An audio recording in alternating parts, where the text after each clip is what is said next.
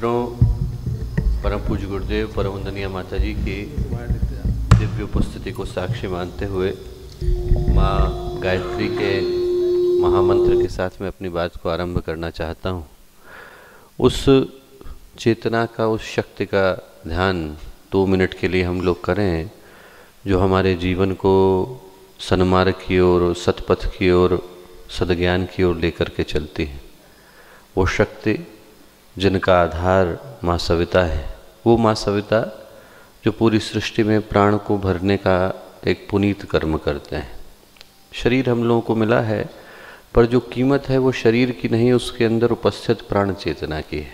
लिफाफा उतना महत्वपूर्ण नहीं होता जितना उसके अंदर की चिट्ठी होती है। ये शरीर है, शरीर को तो कोई सी भी छोटी सी शक्ति भी आघात पहुंचा सकती है। शरीर में से प्राण निकल जाते हैं तो शरीर जो है लाश में बदल जाता है, हम लोग प्राणी नहीं रह जाते। जो कीमत है, मूल्य है, महत्व है, वो इसके अंदर प्रवाहित हो रही प्राण चेतना का है। और उस प्राण चेतना को पुष्ट करने का कार्य माँ गायत्री का मंत्र करता है। शतपथ ब्राह्मण कहता है, गयान प्राणान त्रायते सा गायत्री। जो प्राणों की रक्षा करती हैं वो माँ गायत्री कहलाती हैं। और पुराण कहते हैं कि गाताराम त्रायते अस्मात् गायत्री तेन गीयते। जो इस भव सागर से पार कराएं वो माँ गायत्री कहलाती है।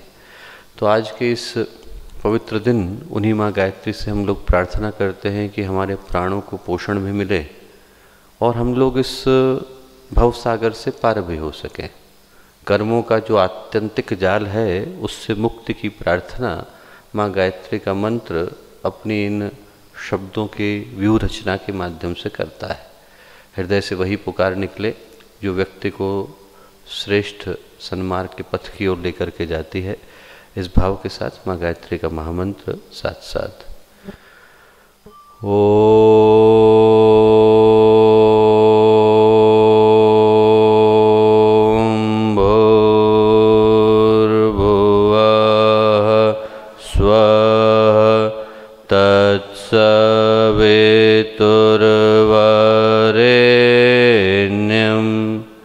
भर्गो देवस्य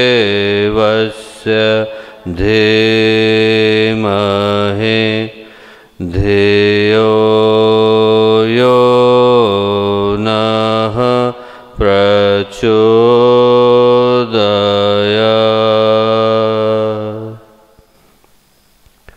परम पूज्य गुरुदेव परम वंदनीय माता जी के दिव्य और ईश्वरीय संरक्षण में आज के इस शुभ अवसर पर जब आप सभी यहाँ पर चांद्रायण साधना के इस पवित्र कर्म के मध्य में आज की इस प्रातः काल की चर्चा का अंग बन रहे हैं, तो यहाँ पर उपस्थित आदरणीय मेवालाल मामा जी, आदरणीय योगेंद्र गिरी मामा जी, यहाँ उपस्थित भारत के विभिन्न स्थानों से आए गायत्री परिवार के सभी साधकगण, साधिकागण, प्यारे भाइयों और बहनों, मित्रों, आज का दिन एक महत्वपूर्ण विषय पर चिंतन करने का दिन है कि चांद्रायण साधना के इस क्रम में हमारी भावनाओं की भूमिका क्या हो सकती है, या फिर इस दृष्टि से सोचें कि हमारे भाव क्या भूमिका निर्वहन कर सकते हैं।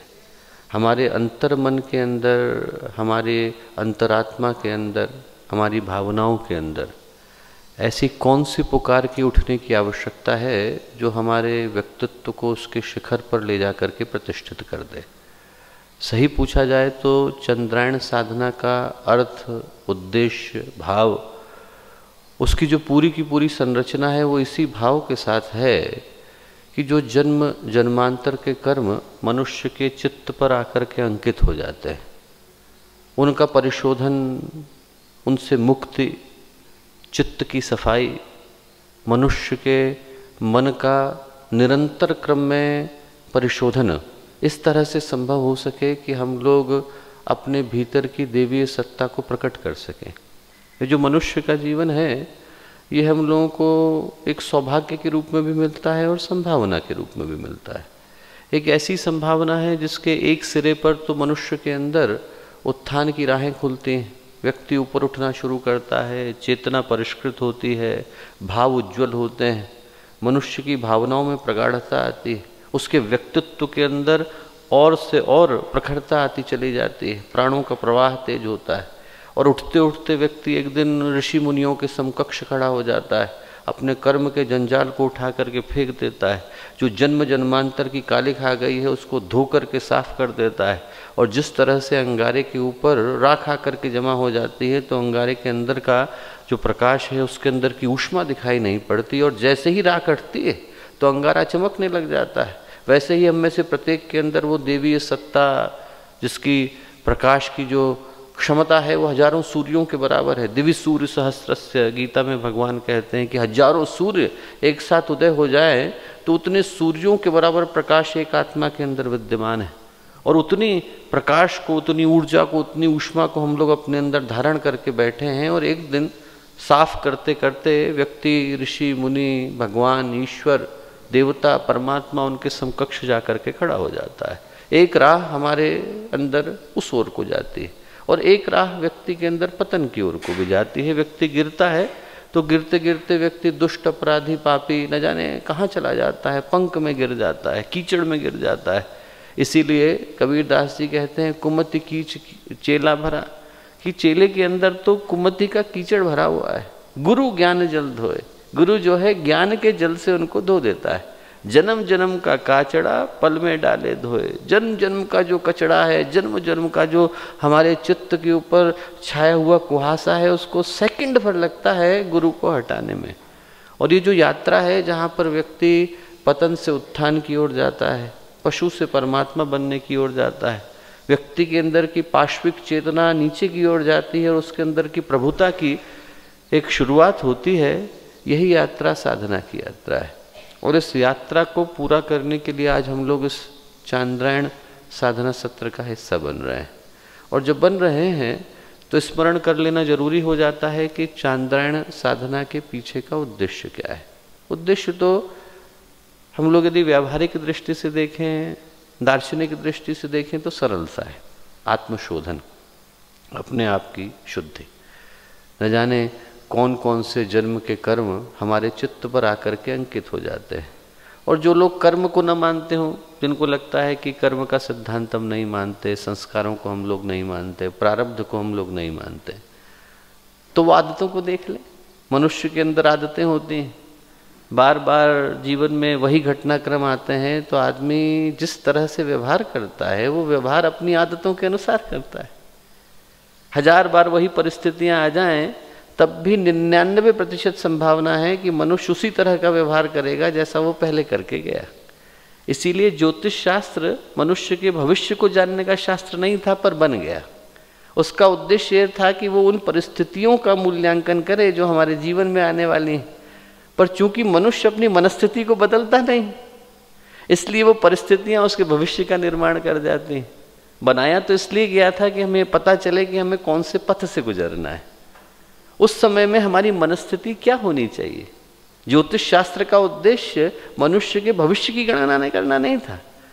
ज्योतिष शास्त्र का उद्देश्य तो मनुष्य की परिस्थितियों का मूल्यांकन करना था कि हमारे जीवन में घटनाक्रम कौन से घटने वाले हैं, उन घटनाक्रमों के समय में मनस्थिति कैसी होनी चाहिए, मेरा निर्धारण था। पर चूंकि मनुष्य अपने आप को बदलता नहीं है, इसलिए वो परिस्थितियां मनुष्य के भविष्य की संरचना करके चली जाती हैं।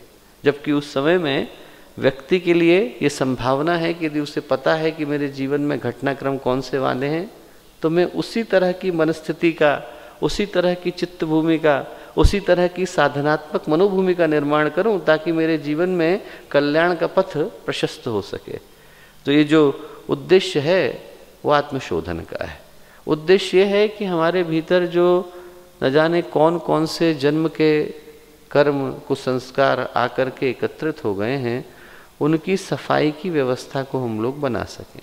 गुरुदेव ने पुस्तक लिखी है आंतरिक कायाकल्प का सरल किंतु सुनिश्चित विधि विधान, और शायद साधना के क्षेत्र में चलने वाले पथिकों के लिए श्रेष्ठतम बुक है। उससे ज़्यादा अच्छी पुस्तक मुझे नहीं लगता कि कभी और लिखी गई है या लिखी जा सकेगी। क्योंकि जीवन में साधना की परिभाषा वही व्यक्ति कर सकता है जो गुरु के रूप में प्रतिष्ठित हो, और गुरु के रूप में प्रतिष्ठित वही व्यक्ति हो सकता है जिसको भगवान ने वो दायित्व सौंपा हो। और चूंकि गुरुदेव की तरह के व्यक्तित्व संसार में उपस्थित नहीं है, जो ये देख करके बता सकें कि आपके जीवन का कौन सा संस्कार किस समय में फलित होने वाला है। महर्षि अगस्त के समय की घटना आती है, आपको सुनाना चाहता हूँ। एक राजा हुए चक्रवण, और चक्रवण जो थे वो महर्षि अगस्त के शिष्य बनना चाहते थे। 12 वर्ष तक उन्हें तपस्या करी, जंगल के कोने में बैठे रहे, और मन में भाव बहुत था कि एक बार महर्षि अगस्त आए और मेरे को जीवन की दिशा दे करके जाएं। एक दिन महर्षि अगस्त वहाँ से गुजरे, चक्रवर्ण ने जाकर के प्रणाम किया, बोले आपकी शरण में ले लीजिए। तो महर्षि अगस्त बोले कि बेटा अभी समय नहीं हुआ है। उनको बहुत बुरा लगा, उनको लगा 12 वर्ष तक तपस्या करी, इसके अलावा और कुछ सोचा नहीं, अब कब समय आएगा। उनने अपनी जप पूजा की जितनी पद्धतियाँ थीं वो छोड़ दी, वहाँ से चले गए। दूसरे राज्य में गए तो चूंकि 12 साल का तप तेज तो था ही, चेहरे पर प्रकाश था, ओज था, तो उस राज्य की जो राजा थे उनको बड़े प्रभावित उनने किया। तो राजा ने चक्रवर्ण को अपने साथ रख लिया, मंत्री का पद दे दिया, पुत्री की शादी कर दी। देखते देखते चक्रवर्ण साधक से क्या बन गए, राजा बन गए। 2 बच्चे भी हो गए। एक दिन उनकी पत्नी और 2 बच्चे जो है वो राज्य में कहीं घूमने के लिए गए थे, लौट के आ रहे थे, दुर्घटना घट गई, देहावसान हो गया। देहावसान हुआ जब पत्नी और बच्चों का, तो फूट फूट करके रो रहे थे। सेवक ने आकर के कहा कि बाहर कोई ऋषि की तरह के व्यक्ति आए हैं, आपको पूछ रहे हैं। गए, वो पहचान भी नहीं पाए, अगस्त खड़े थे सामने। वो अगस्त जिनके शिष्य बनने के लिए 12 साल तक उनने प्रतीक्षा करी थी। आप सोच के देखिए, उनको पहचान भी नहीं पाए। जीवन के कर्म कहाँ ले जाते। उनको ये भी नहीं समझ में आया कि सामने अगस्त खड़े। अगस्त के पैर छुए उनने, बोले क्या कर सकता हूँ। बोले पहचाना। बोले नहीं। बोले मैं अगस्त हूँ, तो मेरे शिष्य बनना चाहते थे। बोले चलो समय हो गया। बोले समय हो गया, क्या बात करते हैं। बोले महर्षि आपको कुछ भ्रम हो रहा है। बोले मैंने 12 साल तक तपस्या करी और तब आपने कहा कि मैं तैयार नहीं हूँ, और अब जब मैं आपको भी भूल गया, राजा बन गया, यहाँ फूट फूट करके रो रहा हूँ, संसार में उलझा हुआ हूँ, तो आप कहते हैं समय हो गया।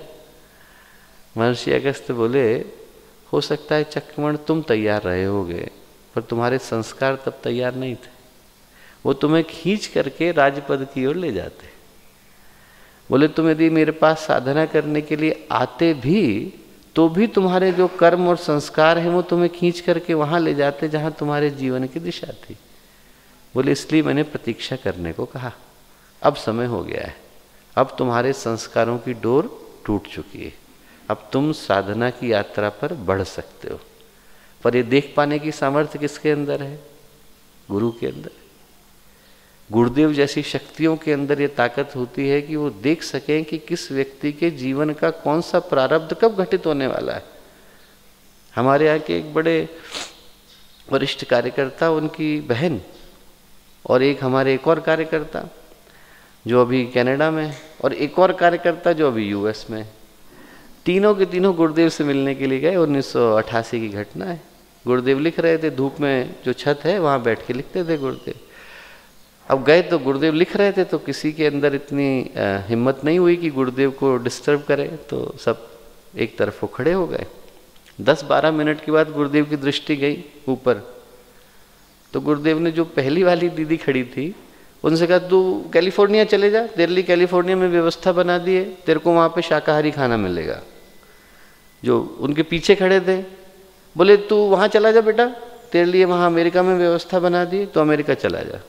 उनके पीछे जो खड़े थे वो एग्ज़ाम में फेल होकर के आए थे, आशीर्वाद मांगने के लिए आए थे कि अगली बार पास हो जाऊँ। बोले अरे अरे तू कहाँ जाएगा, कहाँ जाएगा, कहाँ जाएगा, तू कनाडा चला जा, कनाडा चला जा। गुरुदेव ने कहा कनाडा चला जा। तीनों नीचे उतरे तो तीनों को लगा गुरुदेव जो है हमें किसी और से कंफ्यूज हो गए, क्योंकि अब कैलिफोर्निया जाने की कोई बात नहीं, अमेरिका जाने की कोई बात नहीं, कनाडा जाने की कोई बात नहीं। तीनों में से किसी का तो पासपोर्ट भी नहीं बना था। उन्होंने कहा कि साहब हमको जाना क्या है, हम कहाँ जा रहे हैं, गुरुदेव क्या बोल रहे हैं, हो सकता है किसी और से बोलना चाहते हो। नीचे उतरे तो 1 महीने बाद जो दीदी थी उनकी शादी तो कैलिफोर्निया में हो गई। जो उनके पीछे भाई साहब खड़े थे उनके लिए जॉब की कॉल आ गई, वो थापर में पढ़ाया करते थे, अमेरिका चले जाए। उनके पीछे जो भाई साहब खड़े थे वो फेल थे। कनाडा से जॉब की कॉल आई, बोले आप कनाडा आ जाइए। बोले साहब मैं फेल हूँ। बोले कोई बात नहीं, हम एग्ज़ाम यहाँ पर पास करा देंगे, आप यहाँ जाना। वहाँ चले गए। ये क्या है? ये शक्ति, ये सामर्थ्य, ये चेतना उनके पास विद्यमान है जो जन्म जन्मांतर की यात्रा को देख पा रहे हैं। चूंकि वैसे व्यक्तित्व नहीं है जो जन्म जन्मांतर की यात्रा को देख सके, जो ये बता सके कि आपके जन्म का कौन सा प्रारब्ध उदय होने वाला है, इसलिए गुरुदेव अपने समय में ही मैनुअल को लिख के चले गए ताकि व्यक्ति गलत साधना के पथ पर न बढ़े। क्योंकि व्यक्ति ये भूल जाता है जब हम संस्कारों को उद्दीप्त करने के लिए जाते हैं। ऐसा है जैसे कि बिल है और बिल में से हमको पूंछ दिखाई पड़ रही है, हमने जाके पूंछ को छेड़ दिया। अब उस तरफ चूहा भी हो सकता है और अजगर भी हो सकता है, हमें नहीं पता कि कौन सा कर्म पलट करके हम पे प्रहार करेगा। जब हम साधना के पथ पर चलते हैं और शोधन की प्रक्रिया पर आगे बढ़ते हैं और जैसे ही हम संस्कारों को आग देते हैं तो वो पलट करके परिस्थितियों को लेके आते हैं। आप सब पूछ करके देखिए, आपने गायत्री साधना शुरू करी होगी तो जीवन में कष्ट पहले बढ़े होंगे, पहले शंकाएं बढ़ी होंगी, मन हिला होगा, परिवार वालों ने तकलीफें दी होंगी, शरीर में कष्ट आए होंगे, मन में तकलीफें आई होंगी, भावनात्मक दृष्टि से विकलता आई होगी। क्यों? क्योंकि आदतें तो चली आ रही हैं। आदतों में तो आदमी कंफर्ट जोन में जीता चला जाता है। जन्म जन्मांतर की आदत है, आदमी उसी भावना में चला जा रहा है। एक आंख मूंद करके यात्रा हो रही है और जब कोई हिलाने की कोशिश करता है तो एकदम से आदमी हिलता है। जब आदमी हिलता है तो उसके संस्कार जो हैं वो उद्दीप्त होते हैं। संस्कार उद्दीप्त होते हैं तो परिस्थितियों के रूप में प्रहार करते हैं, और वो जो परिस्थितियों के रूप में प्रहार होता है उसको देख पाने की सामर्थ्य गुरु जैसी सत्ताओं के अंदर होती है। इसलिए गुरुदेव ने अपने समय में ही एक ऐसी पद्धति लिख करके दे दी कि हर व्यक्ति ये समझ सके कि यदि गुरुदेव की साक्षात उपस्थिति में महसूस नहीं हो पा रही है तो किस पथ पर चलने की आवश्यकता है। और वो जो पथ है वो चांद्रायण साधना का पथ है। गुरुदेव ने पहले उपवास का लिखा कि पहले उपवास करना शुरू करिए, फिर उसके बाद आप व्रत लेना शुरू करिए। व्रतों में भी गुरुदेव ने श्रेणियां बनाई, शारीरिक लीजिए, वाचिक लीजिए, मानसिक लीजिए। जब शरीर परिपक्व हो जाए, मन परिपक्व हो जाए, भावनाएं परिपक्व हो जाए, तब फिर व्यक्ति चांद्रायण साधना के पथ पर आए। और चांद्रायण साधना के पथ की इतनी बढ़िया व्याख्या गुरुदेव ने करी कि इस समय में भावना क्या होनी चाहिए। भावना गुरुदेव ने कहा कि ऐसी होनी चाहिए जैसे कपड़े धुलवाने वाले की होती है। हम लोग कपड़ा है, गुरुदेव धोबी है। गुरुदेव के हाथ में अपने आप को सौंप देते हैं। धोबी को पता है कि मैल कहाँ से निकालना है, कपड़े को थोड़ी पता है। कपड़ा ऐसा थोड़ी होता है कि कपड़ा खुद ब खुद उतर जाए और खुद ब खुद जो है बाल्टी के अंदर कूद जाए और गर्म पानी में भी उबलने लगे और फिर एकदम चमक करके बाहर आ जाए, कहें वॉशिंग पाउडर, निरमा, अब सब तैयार हो गया। ऐसा थोड़ी होता है। कपड़े को तो कोई धोता है, क्योंकि मैल तो किसी और को दिखाई पड़ता है। कपड़े को तो आदत है कि हम वैसे का वैसा पहन लेंगे। वैसे ही हम अपने आप को गुरु के हाथों में सौंप देते हैं, और गुरु के हाथ में सौंप देते हैं कि आपको पता है कि कहाँ पर मैल है। जो पहली प्रक्रिया है इसकी, जिसको गुरुदेव ने कहा धुलाई और रंगाई, इससे बढ़िया व्याख्या तप और योग की हो नहीं सकती।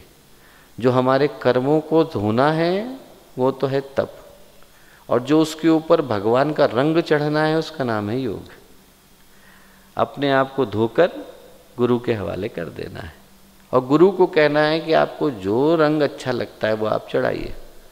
हमको लगता है कि यहाँ पर नीला चढ़े, गुरुदेव को लगता है पीला चढ़े, गुरुदेव पीला चढ़ाते हैं। जो रंग गुरुदेव को अच्छा लगे वो गुरुदेव चढ़ाए। हमारी न उसमें कामना है न हमारा उसमें आग्रह है। गीता में भगवान श्री कृष्ण जब व्याख्या करते हैं योगी की तो कहते हैं सर्वारंभ परित्यागी सर्व संकल्प विसर्जित। जिसने सारे आरंभों का त्याग कर दिया है, जिसने सारे संकल्पों का विसर्जन कर दिया है। आरंभ कौन करेगा?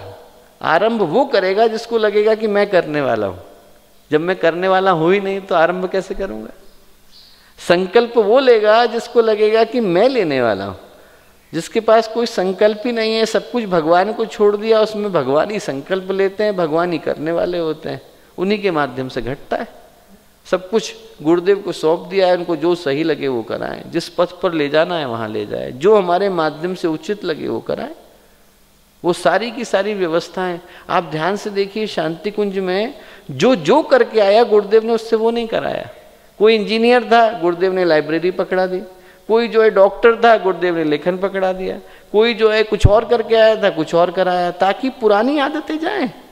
व्यक्ति जो करके आया था वो करता दिखाई नहीं पड़ता है, इसलिए नहीं दिखाई पड़ता ताकि उसकी वो आदतें जाएं, व्यक्ति अपने आप को गुरु को सौंपने के लायक बन सके। आप बताइए क्या करना है? हमारे जीवन में तो कोई चाहत नहीं। इतनी बढ़िया बात महर्षि अरविंद ने कही एक बार। उनसे किसी ने कहा कि आपने चर्चिल का साथ क्यों दिया द्वितीय विश्व युद्ध में? महर्षि रमन ने, महर्षि अरविंद ने चर्चिल का साथ दिया था सेकेंड वर्ल्ड वॉर में, ताकि हिटलर के विरुद्ध में विजय हो सके। तो कितनी बढ़िया बात कही महर्षि अरविंद ने। महर्षि अरविंद ने कहा कि भगवान के आदेश पर जो हत्या करने से चूक जाता है वो अभी भक्त नहीं बन पाया है। आदेश आ गया है तो आपके मन में ये भी नहीं होना चाहिए कि क्या नीति है क्या नीति है। भगवान ने कह दिया है तो हो सकता है हत्या भी उचित ही होगी।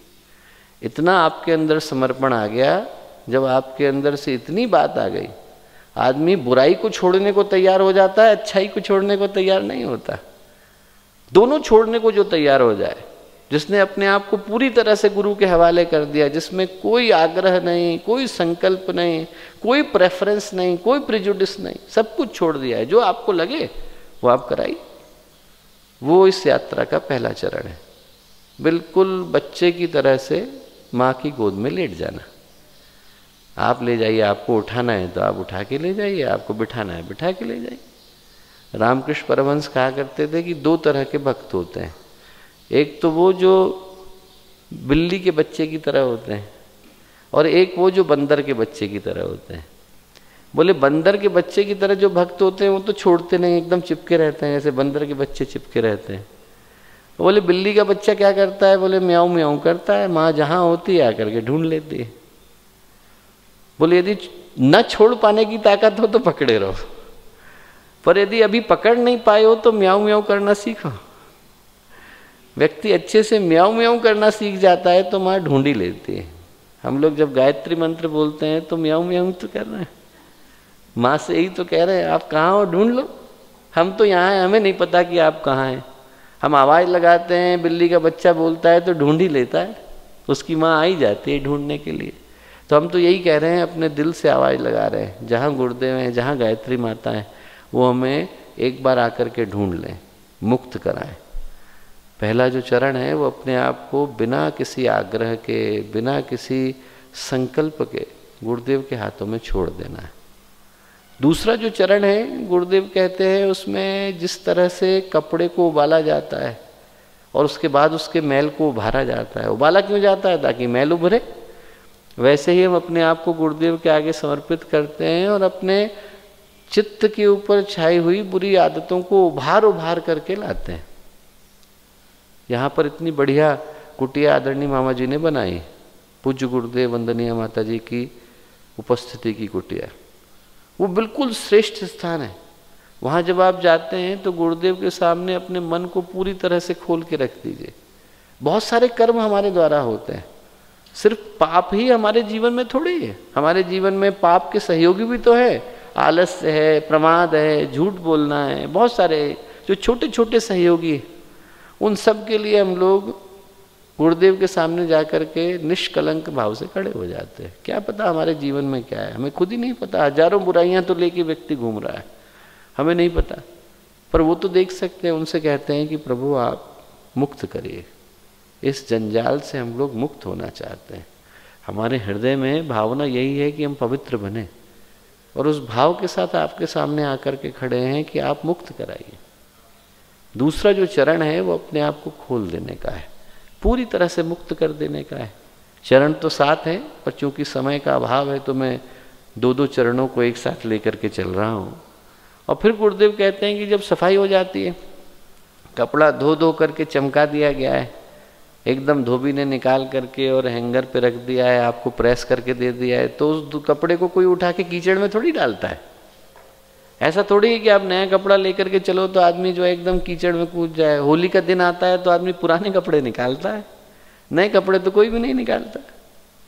आदमी ने शराब पी रखी हो तो बात अलग है कि नाली में जाके गिर जाए, पर जो एकदम समझदार लोग हैं वो तो अच्छा कपड़ा है तो ध्यान से रखते हैं, गुरुदेव कहते हैं कि बस यही करने की आवश्यकता है। एक बार जब चित्त शुद्ध हो गया, मन में गांठें खुल गईं और व्यक्ति अंदर से हल्का हो गया, निर्भर हो गया, तो उसके बाद व्यक्ति संकल्प लेता है कि अब दोबारा उधर गंदगी के पथ पे नहीं जाएंगे। एक बार ये गलती हो चुकी है, अब दोबारा नहीं करेंगे। कितव की कहानी आती है शास्त्रों में और बहुत प्यारी कहानी है। कहानी ये है कि कितव नाम का व्यक्ति था। दुनिया का ऐसा कोई पाप नहीं था जो उसके द्वारा नहीं हुआ। हर पाप किया हुआ था उसने। एक दिन शराब के नशे में हाथ में फूल लेकर वैश्या के घर को जा रहा था। रास्ते में पत्थर से टकराया, नशे में धुत था तो नाली में जाके गिर गया। कीचड़ पूरा ऊपर आकर के गिर गया, मुंह से खून निकलने लगा, बेहोश हो गया। 2-3 घंटे के बाद होश आया तो उसको इतना मन में पीड़ा हुई, उसको लगा कि देखो लोग आते जाते थूक रहे हैं, नाली में मैं पड़ा हुआ हूँ, कीचड़ में सना हुआ हूँ, यहाँ से खून बह रहा है, आँख से दिखाई नहीं पड़ रहा, क्या जीवन जी रहा हूँ। हाथ के फूलों की ओर देखा, क्या करूँ इसका। भगवान शिव का मंदिर था, गया और वहाँ पर चढ़ा दिया। बोला भगवान जो गलती हुई माफ़ करना, अगली बार जीवन देना पर साथ में थोड़ा होश भी देना। बोले बेहोशी में जीवन गुजार दिया। इतना समय हुआ, इतने में प्राण चले गए। ऊपर पहुंचा तो चित्रगुप्त ने कर्मों का हिसाब करना शुरू करा। कर्मों का रजिस्टर निकाला तो बोले भैया तुमने तो बड़े पाप किए। बोले क्या मिलेगा बदले में। बोले 2000 साल का नरक मिलेगा आपको। बोले अच्छा। बोले कोई शुभ कर्म किया है। बोले एक किया। बोले जिस समय में आप भगवान के सामने में निर्भर होकर के खड़े हुए तो आपके हृदय की जो पुकार थी वो सच्ची थी, उसके बदले में आपको स्वर्ग मिलेगा। कितनी देर का। इतनी देर का जितनी देर के लिए पलक झपकती है। बोले उतनी देर के लिए आपको स्वर्ग का सिंहासन मिलेगा। क्या पहले लोगे, नरक लोगे कि स्वर्ग लोगे। अब उसने कहा कि भाई 2000 साल का नरक लेना है तो पहले स्वर्ग ही ले लेते हैं। ठीक। लेते समय में उसने मन में सोचा कि एक क्षण के लिए जीवन में होश आया तो स्वर्ग का सिंहासन मिल रहा है, कुछ और क्षणों के लिए ले लूं तो क्या दिक्कत है। पुष्प लिया, अक्षत लिया, जल लिया, संकल्प लिया। बोले इस पद पर बैठने के साथ साथ जो जो चीजें मुझे मिल रही हैं वो सब श्रेष्ठ व्यक्तियों में बांट दी जाए। तो तुरंत संकल्प लिया और लेते से ही कामधेनु गाय वशिष्ठ ऋषि को चली गई, गाल्व ऋषि को चिंतामणि चली गई, अगस्त ऋषि को ऐरावत चला गया, सबको बट गया। उच्च श्रवा किसी और को चला गया, सब रत्न बट गए। अब जैसे ही बटे तो उन ऋषियों का पुण्य पलट करके आया, क्योंकि आप जिसको दो उसके कर्म के आप भागीदार हो जाते हैं। कोई यदि आतंकवादियों को जो है हथियार दे दे और कहे हम तो दान दे रहे थे, तो दान थोड़ी था। आतंकवादी ने जाके हत्या कर दी, अब आपको जेल में जाना पड़ेगा। वैसे ही यदि आप गलत व्यक्ति को दान देते हैं तो उसको दिया गया दान उसके द्वारा किए गए कर्म का परिणाम आपके लिए लेकर के आता है। अच्छे व्यक्ति को देते हैं तो शुभ लाता है, बुरे को दिया तो बुरा लाता है। तो जो दान था परिणाम लेकर के आया। जैसे ही परिणाम लेकर के आया तो उसने कहा चित्रगुप्त ने कि इसके 2000 साल का जो नरक था शून्य हो गया, जन्म देना पड़ेगा।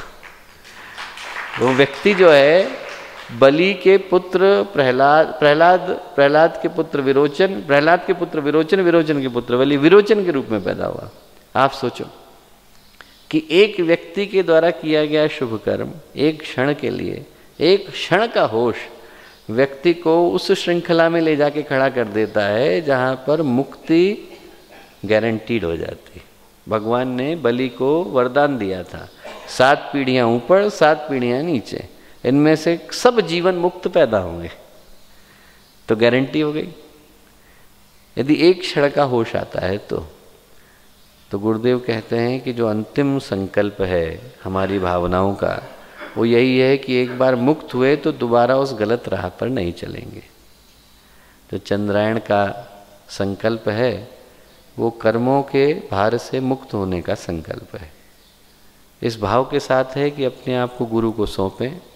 हमारी कोई आग्रह नहीं, हमारी कोई इच्छा नहीं, हमारी कोई जिद नहीं, हमारा कोई संकल्प नहीं। आपका पथ, आपका मार्ग, आपकी पद्धति। और दूसरा गुरुदेव कहते हैं कि व्यक्ति अपने आप को कर्मों के लिए निष्कासित करे, उन चीज़ों को बाहर निकाले जिनके विषय में हम लोग स्वयं भी कभी याद नहीं रख पाते, और फिर दोबारा उस पथ पर न चलने का संकल्प ले। ये सब मिल जाते हैं तो फिर चंद्रायण साधना में जिस भाव भूमिका की आवश्यकता है वो पूर्ण हो पाता है। वो आप सबके जीवन में पूर्ण हो, ऐसी हम लोगों की शुभकामनाएं। पवित्रतम स्थान पर आप लोग बैठे हैं, यहाँ आपके द्वारा किया गया संकल्प शुभ परिणामों को लेकर के आए, ऐसी पूज्य गुरुदेव से, वंदनीय माता जी से प्रार्थना है। बहुत सारी शुभकामनाएं। हमारे YouTube चैनल शांति कुंज वीडियो गायत्री परिवार को सब्सक्राइब करें एवं बेल आइकन जरूर दबाएं ताकि गायत्री परिवार की विभिन्न गतिविधियों की जानकारी आपको मिलती रहे।